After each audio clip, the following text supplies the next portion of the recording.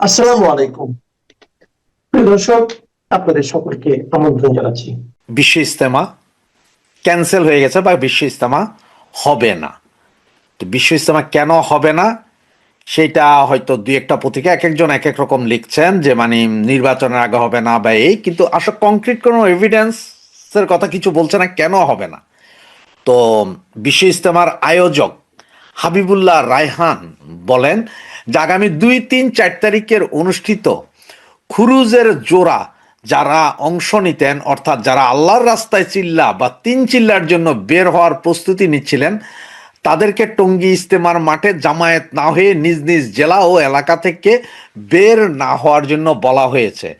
এবং এই ইজতেমা সরকার নাকি বলেছে তাদেরকে যে মানে ইলেকশনের পরে হবে, ইলেকশনের আগে এই ধরনের ইজতেমা এই মুহূর্তে করা যাবে না। কিন্তু গোয়েন্দা রিপোর্ট যেটা যেটা গোয়েন্দা রিপোর্ট, যেটা আসলে কোনো পত্রিকা এখনো প্রকাশ করেনি বা প্রকাশ করার সাহস পায়নি, সেটা হচ্ছে যে এই বিশ্ব ইজতেমাতে হয়তো কোনো অকারেন্স ঘটতে পারে বা নাশকতামূলক ঘটনা ঘটতে পারে, যেখানে হয়তো পৃথিবীর বিভিন্ন দেশের লোক আসে, যেমন ভারতীয় লোক আসে, পাকিস্তান আসে, বিভিন্ন দেশ থেকে আসে ইজতেমাতে। আর এটা সারা জীবনই আমরা দেখে আসছি, প্রথমে একটা হইতো, পরে দুই টুকরো হইলো। এই ইজতেমাতে এক গ্রুপ আরেক গ্রুপের উপরও নাশকতা চালাইতে পারে, বা এই বিশ্ব ইজতেমাকে যারা পছন্দ করে না, যারা বিশ্ব ইজতেমার উপরে খুব বেশি খেপা, তারাও হয়তো আবার বোমা হামলা করে হাজার খানিক মানুষ মারতে পারে। এটাই হচ্ছে যে গোয়েন্দা রিপোর্ট নাকি, যে দেশের নির্বাচনের আগে এই ইজতেমা স্থলে ব্যাপক বিধ্বংসী বোমা ইউজ করে হাজার হাজার লোক মেরে ফেলতে পারে। এই জন্যই তারা আসলে ইজতেমাটা বন্ধ করেছে বলে পুলিশি রিপোর্ট, মানে পুলিশি রিপোর্টে বলছে যে এই ইজতেমাকে ঘিরে একটা নাশকতা হতে পারে, বিশাল নাশকতায় কয়েক হাজার লোক মারা যেতে পারে। এবং যার কারণ হচ্ছে কিছু পাকিস্তানি আসবে, কিছু ইন্ডিয়ান আসবে, বাংলাদেশি তো আছেই, যাতে ইলেকশনটা না হয়, এটাই নাকি মূল কারণ। যদি বিভিন্ন পত্রিকায় বলছে যে না হলে নির্বাচনের আগে ইজতেমা, 5 দিনের ইজতেমা, শান্তিপূর্ণ ইজতেমা, এটা হইতে সমস্যা কোথায়? এখন দেখেন, আজকে এইটা যদি আওয়ামী লীগ আমল হইতো তাহলে কি করা হইতো? তাইলে কিন্তু বলা হইতো, রে শেখ হাসিনা এ তো হিন্দু, এর বাপ হিন্দু, এর 14 গোষ্ঠী হিন্দু, ইসলামের জয় জয়গান এরা করতে চায় না, ইসলামের দাবায় রাখতে চায়, এইসব বলা হইতো। এখন বলা হচ্ছে না, কিন্তু এখন কিন্তু কিছুই বলা হবে না, কারণ এখন তো সব মুসলমান না, এরা সব মুসলমান। সুতরাং এখন কিছু বলা হবে না, ইজতেমা হবে না। এরপরে কয়দিন পরে হয়তো দেখা যাবে যে ঈদে বড় জামাত হবে না, রমজানের তারাবি হবে না, এই ধরনের নিয়ম কানুন আসবেই। কারণ হচ্ছে যে এখন যে উগ্রবাদী সরকার, যেটা উগ্রবাদী যে সরকার চলতেছে, এই যে হিজবুত তাহরির মাইরে, এরা কিন্তু ইজতেমা ইসলাম বিশ্বাস করে না। এরা আপনার কোনো কিছুই বিশ্বাস করে না, এরা নিজেদের ফিলোসফিতে বিশ্বাস করে। এবং যার কারণে এটা আপনি একটু মিলিয়ে দেখেন, এই যে গত কিছুদিন আগে যে বোমা বিস্ফোরণ হলো মাদ্রাসা, ঢাকার কেরানীগঞ্জের সেই মাদ্রাসায়, যেই বিস্ফোরণে যেখানে 5 জন মারা গিয়েছিল, কিন্তু এটা অস্বীকার করা হয়নি। এই বোমাগুলো কি তাহলে এই বিশ্ব ইজতেমা উপলক্ষেই বানানো হয়েছিল নাকি? এখন এই যে ইজতেমাটা হবে না, তার মানে বিশাল কোনো কাহিনী আছে। তো গোয়েন্দা রিপোর্ট, আপনাদের যেটা বলেন যে গোয়েন্দা রিপোর্ট যেটা পেয়েছি আমার হাতে আছে এই মুহূর্তে, গোয়েন্দারা যেটা বলছে, স্বরাষ্ট্র মন্ত্রণালয়ের যে রিপোর্ট আছে, সেই রিপোর্টে বলা হচ্ছে যে নাশকতা হতে পারে, হাজার খানিক লোক মারা যেতে পারে। এই জন্য ইজতেমা বন্ধ করে দেওয়া হয়েছে, প্যান্ডেল সব খুলে ফেলা হয়েছে। ভারত থেকে যারা আসছিলেন, পাকিস্তান থেকে যারা আসছে, তাদেরকে যার যার জায়গায় আবার ফেরত চলে যেতে বলা হয়েছে। এদিকে আবার আজকে সন্ধ্যা 6টা, মানে এই মুহূর্ত থেকে বা আধা ঘন্টা পর থেকে মেট্রো বন্ধ হয়ে যাবে। ঢাকা ইউনিভার্সিটি সহ সারা ঢাকায় যে মেট্রো স্টেশন সব বন্ধ হয়ে যাবে, কারণ সেইখানেও নাকি নাশকতার একটা পাওয়া যাচ্ছে, কি ইনফ্লুয়েন্স পাওয়া যাচ্ছে, নাশকতা হতে পারে। তার মানে হচ্ছে যে আজকে রাতে, কালকের দিনে যে কোনো নাশকতা ঘটনা ঘটতে পারে। এটা হচ্ছে যে আপনার সিটিএসবি, এনএসআই, ডিজিএফআই এর রিপোর্ট এগুলো। আপনাদের গতকালকের রাতের ভিডিও, যেটা রাতে ছেড়েছিলাম আমি, সেই ভিডিওতে অনেককে মানা করেছিলাম যে ভাই আওয়ামী লীগ করেন, আপনারা আওয়ামী লীগের পক্ষে আছেন, সব ঠিক আছে, কিন্তু খালেদা জিয়ার জানাজা পড়তে আল্লাহর হস্তে যায়েন না, সেখানে মবের শিকার হবেন। আজকে দেখেছেন আপনারা যে একজন না, একজনের ভিডিও তো ভাইরাল হয়েছে, কিন্তু এরকম আরো 10-12 জন ধোলাই খেয়েছেন, যাদেরকে আওয়ামী লীগ ট্যাগিং দিয়ে মারা হয়েছে। এরপরও ওনারা গিয়েছিলেন, তো আমরা বলার পরও আপনারা শুনেন নাই। এখন এটা যার যার। এখন অনেকেই আবার করছেন যে এই যে ইন্ডিয়ান পররাষ্ট্র প্রধানমন্ত্রী আসলেন, উনি ডাক্তার ইউনূসের সাথে দেখা করেন নাই বা কথা বলেন নাই, কোনো বৈঠক হয় না, নাও হইতে পারে, ওনার দরকার পড়ে না, উনি কথা বলেন নাই। ডাক্তার ইউনূসের কি কথা বলবেন? আপনার এই যে আমাদের ইন্ডিয়ান পররাষ্ট্রমন্ত্রী, আমাদের ন্যাশনাল সিকিউরিটির যিনি উপদেষ্টা তিনি ছিলেন, আরও কে কে জানি থাইকাও আসিফ ষাঁড় ষাঁড় সাহেব এসে কথাবার্তা বলে গেছেন। তো সব কিছু মিলে উনি মোটামুটি মনে হয় ঘন্টা 2-3-4 ছিলেন, এরপর আবার ইন্ডিয়া চলে গেছেন। উনি আসছিলেন খালেদা জিয়ার জানাজায় অংশগ্রহণ, তো জানাজায় আসলে তো অংশগ্রহণ করতে পারেন, উনি হিন্দু মানুষ, শ্রদ্ধা জানাতে এসে যেন ওনারা জানাইয়া চলে গেছেন, তারেক জিয়ার সাথে কথা ছিল, কথা হয়ে গেছে, এগুলো করে উনি ওনারটাই চলে গেছে। এইটা নিয়ে কি হয়েছে না হয়েছে এগুলো নিয়ে আসলে না, কোনো বিষয়ই না। তো মূল কাহিনী ওই জায়গায় যে ব্যাপক নাশকতার আশঙ্কায় ইজতেমা বাতিল করা হলো। ব্যাপক নাশকতা, যেটা কোনো পত্রিকা বলছে না যে কি ধরনের নাশকতা হবে, তবে ওনারা বলছে ব্যাপক নাশকতা। তার মানে police, SB, CTSB, DGFI, NSI সবাই জানে। আর ওই যে বললাম বোমা, ওই যে অস্ত্রগুলো, এগুলো সবই হয়তো এই ইজতেমাতে ব্যবহারে 2-4-50 জন বা 500 জন বা হাজার খানিক লোক মরতো, সুইসাইড ভেস্ট পরে হয়তো করতো, কারণ এগুলো তো পাকিস্তানে কন্টিনিউ হয়, এত বড় বড় জামাতে পাকিস্তানে হয়, এগুলা কোনো বিষয় না। আর যেহেতু আমরা এখন পাক রাষ্ট্রের পাকি রাষ্ট্রের অধীনে আছি, সুতরাং এরকম হইতেই পারে। তবে ওই কথা ওইটাই যে আজকে যদি শেখ হাসিনার আমলে যদি এই কাহিনী, তো এতক্ষণে এই ইসলামিক মৌলবাদীরা রাস্তায় আগুন জ্বালানো শুরু করতো, টক শোতে টাও টাও টাও টাও শুরু হতো। এখন হচ্ছে না, কিন্তু আর হবেও না। ধন্যবাদ। জয় বাংলা। আজকের প্রথম আলো একদম অনলাইনে বললে ফার্স্ট পেজে, প্রথম পেজে পার্মানেন্টলি ফিক্স করে দিয়ে একটা লিঙ্ক দিয়েছে। সাধারণত যেটা করে সময়ের সাথে সাথে শিরোনাম বদলায়, নতুন এডিশন হয়, প্রথম পেজ থেকে সরে যায়। প্রথম পেজ মানে প্রথম খুললেই যে পেজটা থেকে সেখান থেকে সরে যায়। কিন্তু আজকে এটা এমন ভাবে পুরো ফিক্স করে দেওয়া হয়েছে যে ওই হেডলাইনটা সরবে না। সেখানকার হেডলাইন হলো খালেদা জিয়াকে কেন আপসহীন বলা হয় বলে একটা হেডলাইন দিয়েছে। এটা হলো বিশ্লেষণ,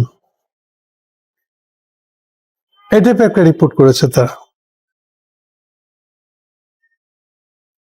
এটা দেখে আমার মন্তব্য হলো বাংলাদেশে ইন্ডিয়ান হেজিমনির পক্ষের রাজনীতি করে টিকে থাকার দিন শেষ হয়ে আসতেছে। তার প্রধান প্রতিভু মানে সিম্বলিক্যালি তার প্রধান রোলটা নিয়েছিল এতদিন প্রথম আলো, সে সম্ভবত এখন বুঝতে পারতেছে যে এটা আর চালানো মুশকিল হয়ে যাবে, বাংলাদেশের পরিস্থিতি অন্যদিকে চলে যাচ্ছে। এটা কমপ্লিটলি অ্যান্টি ইন্ডিয়ান হেজিমনির রাজনীতি। মিনিমাম যে কেউ রাজনীতি করতে চাক না কেন, এখানে ইন্ডিয়ান হেজিমনির পক্ষে দাঁড়িয়ে কিছু করা যাবে না। সেইটার পক্ষে, সেইটার কারণে সবচেয়ে বেশি মার খেয়েছে আরেকটা রাজনৈতিক শক্তি, যাদেরকে আমরা প্রগতিশীল বলে চিনি, প্রগতিবাদী, বামপন্থী, যারা ইদানিং ডানপন্থী বলা শুরু করছে তাদের অপরেন্টদেরকে। আমি আগেও বলেছি, এখন আরেকবার মনে করে দিই, কেউ যখন কাউকে ডানপন্থী বলে মানে হলো উনি নিজেকে বামপন্থী ভাবতেছেন। আর আপনারা জানেন বামপন্থী মানে প্রগতিশীল, মানে এটাই আসলে হিন্দুত্ববাদ। বামপন্থী বরং ধরে সে হিন্দুত্ববাদী কারবারটা করে গেছে, করে যাচ্ছে। এদের ভিতরে, এদের আস্থার ভিতরে, দৃঢ়তার ভিতরে বাতাস ঢুকে গেছে, ঢলে পড়তেছে। সবাই এগ্রি করতে বাধ্য হচ্ছে যে প্রো ইন্ডিয়ান জেনে না জেনে এই বামপন্থা, যেটা বেসিক্যালি আসলে হিন্দুত্ববাদী, এটা করে আর চলবে না। বাংলাদেশের রাজনীতির গতিমুখ মৌলিকভাবে বদল হয়ে গেছে। তো তবুও সেখানে তারা লিখেছে, প্রথম আলো যেমন লিখছে, বাংলাদেশের রাজনীতিতে খালেদা জিয়াকে আলাদা করে চেনা যায় তার সিদ্ধান্তের দৃঢ়তা। এটা খুবই অদ্ভুত যে প্রথম আলো সার্টিফিকেট দিতেছে, যে প্রথম আলো আজকে লাইনে আসছে বলতে যা বুঝি এটা তাই। ওনারা এখন খালেদা জিয়ার মধ্যে দৃঢ়তা, আপসী নেত্রীর বৈশিষ্ট্য দেখতে পাচ্ছেন। লিখেছে, স্বৈরশাসক এইচ.এম. এরশাদের অধীনে 1986 সালে নির্বাচনে প্রতিদ্বন্দ্বী শেখ হাসিনা অংশ নিলেও খালেদা জিয়া সে পথে যায় নাই। আপোষের বদলে সংগ্রামকেই তিনি বেছে নিয়েছিলেন। সময়ই তার সিদ্ধান্তের যথার্থতাকে প্রমাণ করেছে। বুঝেন কি অবস্থা? এটা প্রো আওয়ামী লীগের একটা পত্রিকা, একটা সিপিবি পত্রিকা বেসিক্যালি। তখন তো 86 সালে প্রথম আলো হয় নাই, প্রথম হচ্ছে 99 আশপাশের সময়। তো সেই সময়কে এখন রিভিউ করতেছে, তারা স্মরণ করতেছে এইভাবে। ইন্টারেস্টিং পার্ট এটা। এই সিপিবি এত বেশি আওয়ামী লীগের ঘাড়ে চড়েছিল সেই সময় 86 সালে, এবং এটার কারণে তারা তাদের এত প্রিয় ঢাকা ইউনিভার্সিটিতে ঢুকতে পারে নাই। এই 86 ইলেকশনে যাওয়ার পরে নেক্সট 1 বছর যেতে পারে নাই। বহু কষ্ট করে তাকে যেতে হয়েছিল। একমাত্র তখনই যেতে পারছিল যখন সে ওই যে 27 নভেম্বর খালেদার সাথে মিলে বা জয়েন্টলি এরশাদের বিরুদ্ধে আন্দোলন করবে, এতে যখন রাজি হয়েছিল তখনই একমাত্র আওয়ামী লীগ এবং সংসদ থেকে পদত্যাগ করছিল 1 বছরের মধ্যে।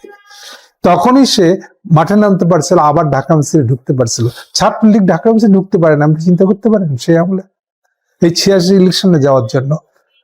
জাস্ট বিকজ খালেদা জিয়ার দৃঢ়তা, এই যে আজকে এখন বলতেছে খালেদা জিয়ার যথার্থতা, সিদ্ধান্তের যথার্থতা প্রমাণ হয়েছিল পরবর্তীতে। এনিওয়ে, এই লেখার প্রতি পড়তে পড়তে এটা ছিটকে বেরোচ্ছে যে বাংলাদেশে ইন্ডিয়ান হেজিমনি রাজনীতি, প্রগতিবাদের রাজনীতির দিন শেষ হয়ে আসতেছে।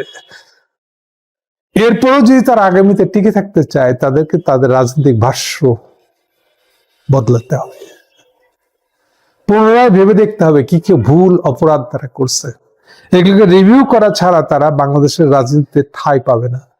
এরকমই একটা অবস্থা তৈরি হয়ে গেছে।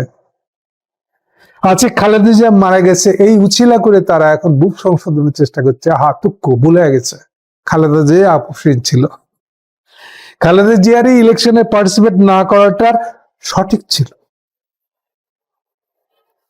দেখেন লিখতেছে আরো, কারাবরণ ও রাজনৈতিক নিপীড়ন তাকে বারবার পরীক্ষায় ফেলেছে, কিন্তু আপোষ করেন নাই, যা খালেদা জিয়ার চরিত্রের সঙ্গে আপসহীন নেত্রীর অভিনয় জুড়ে দেয়।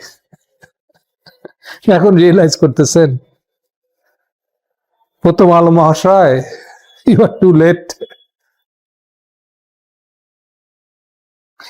তার সামনে হাসিনা ছিল অসহায়। তার সবচেয়ে বড় নমুনা হলো খালেদার বিরুদ্ধে মামলা দেওয়ার মতো মামলাই খুঁজে পায় না। পাইছে সে কি? ইতিমির টাকা মেরে দেওয়ার মামলা। ইতিমির টাকা মেরে দেওয়া এত খারাপ। সে এতিমের টাকা এখনো ব্যাংকে চক্রবৃদ্ধি হারে বেড়ে কয়েক গুণ হয়েছে। তাহলে ব্যাংকে যদি টাকা চক্রবৃদ্ধি হারে বেড়েই থাকে, তাহলে এতিমের টাকা মারলেন সেটা কই? তাহলে এতিমের টাকা মারা উপলক্ষে তাকে যে সাজা দিয়ে দিলেন আপনি,